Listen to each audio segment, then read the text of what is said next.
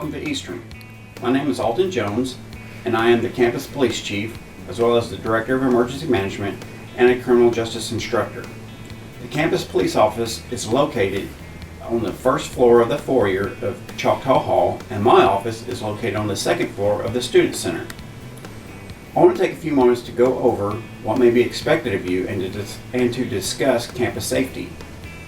Every student enrolled is automatically charged a parking fee, which can be seen on your statement from the business office. You must come to the Student Center located on the second floor of the Student Services and register your vehicle and receive a parking pass. You must display this pass on the front windshield of your vehicle.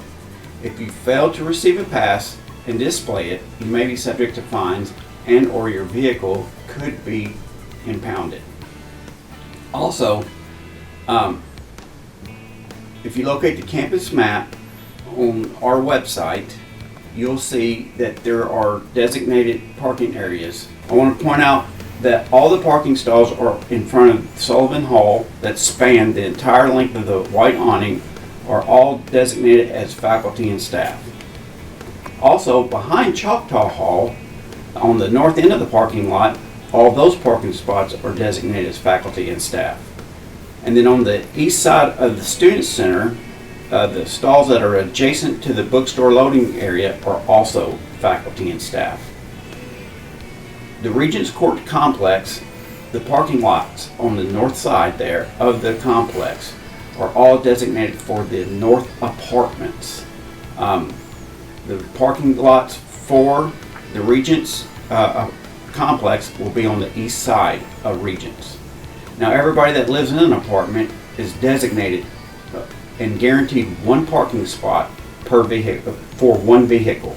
If you have more than one vehicle, you're only guaranteed one. All the other parking spots are first come, first served. If you fail to adhere to any of the parking regulations, you may be subject to fine or have your vehicle impounded. Drugs, to include medical marijuana, alcohol, tobacco, vapes, or e-cigarettes are strictly prohibited from Eastern's campus.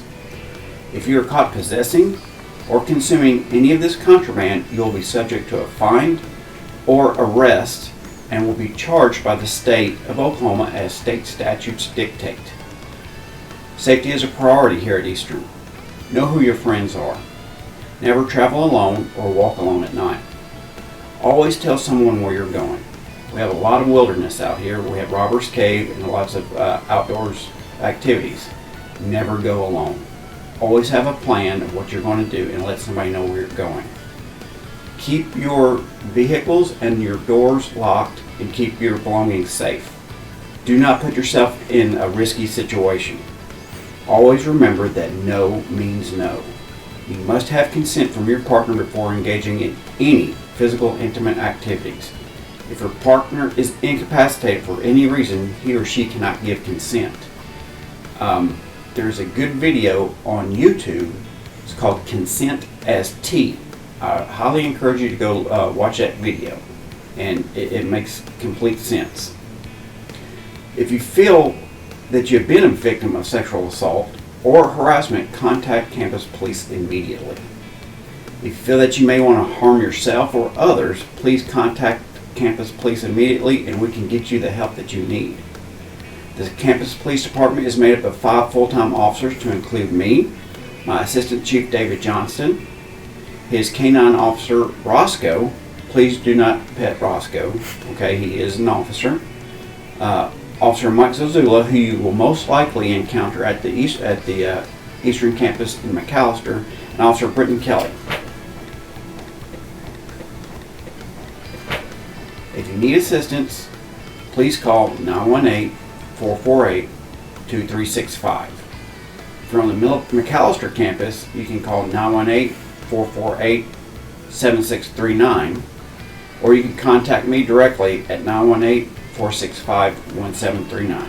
And as always, in case of emergencies, call 911. Thank you for your time and welcome to Eastern.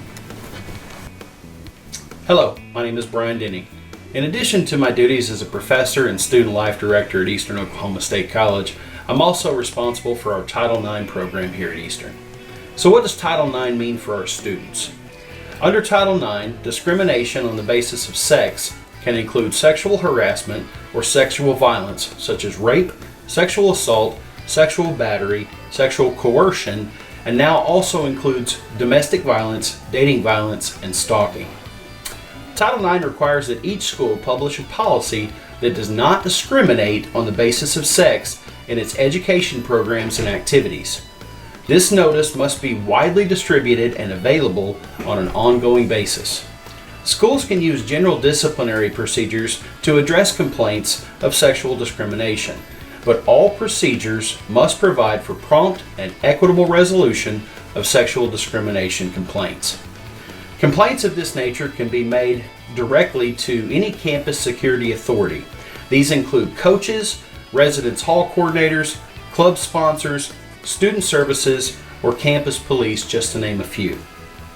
Even if a student or his or her parent does not want to file a complaint or does not request that the school take any action on the student's behalf, if a school knows or reasonably should know about possible sexual harassment or sexual violence, it must promptly be investigated to determine what occurred, and then appropriate action must be taken to resolve the situation.